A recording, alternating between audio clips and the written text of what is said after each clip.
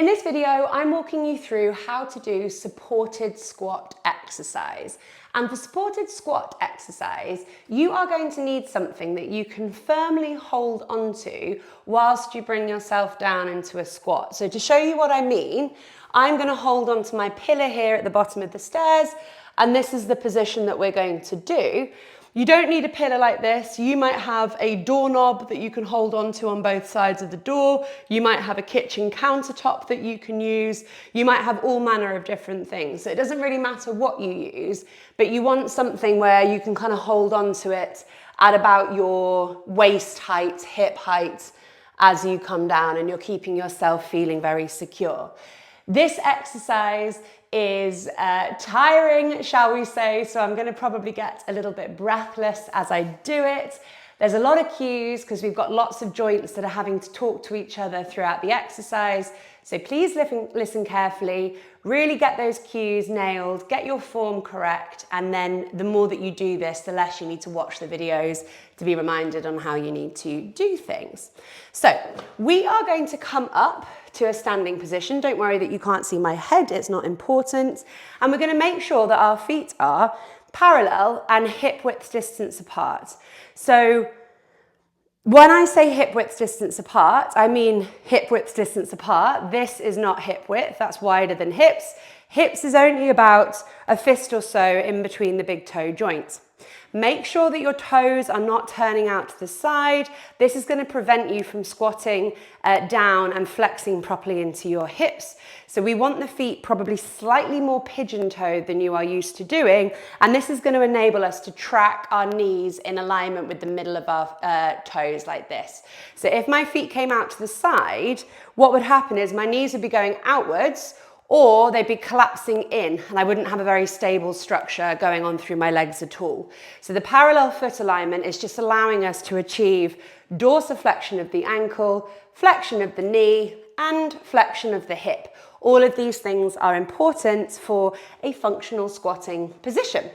So standing about an arm's distance away from whatever it is that you have to lean on or hold on to. Feet are hip width apart, parallel, slightly more pigeon-toed than you might think. And what we're going to do is we're going to slide ourselves down into this bent position here. Be cautious that you're not kind of taking your pelvis too far back. So can you see here in the side view that my knees are directly on top of my ankles still? That's not what we're going after. I want your knees to be aiming to be in front of your toes, because this is going to be the movement that will allow you to start getting down really low into that squat, and it's going to make sure that we're strengthening your feet into dorsiflexion. If your pelvis goes backwards like this, you're not testing your foot mobility or your foot strength, whereas this is going to get your legs waking up a lot more.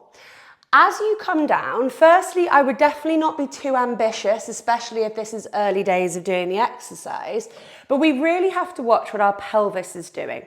So as we lower ourselves down, watch my pelvis here. I don't want your pelvis doing this. Can you see how my spine is rounded and my pelvis is tucked? I want you to roll an arch in your back as you come down.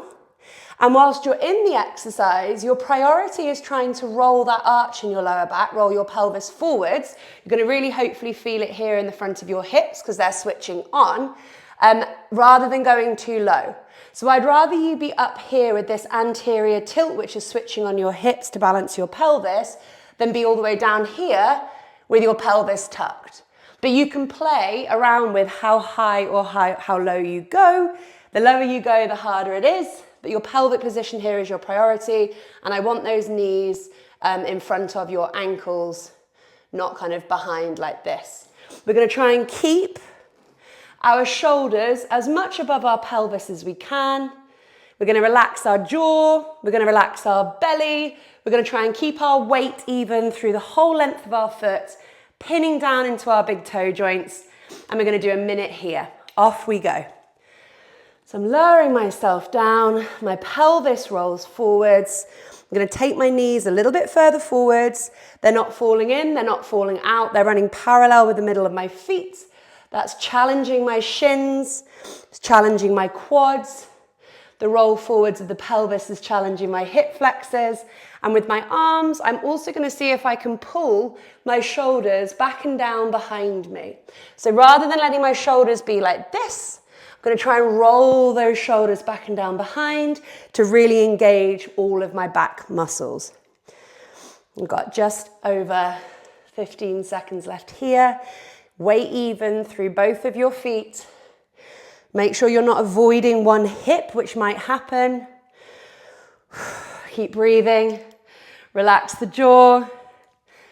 3, 2, 1. Oh, that one is tough, but it's a really good quick blaster to get your feet waking up, to get your femurs in a good position in the hip sockets, to get the pelvis more balanced, to get your hips switching on, to really engage and wake up your back. And if you were able to think about that shoulder thing as well, also reposition the shoulders. Whole body exercise, very quick to do, and that's why it's so hard, because it blasts everything all at once. Enjoy.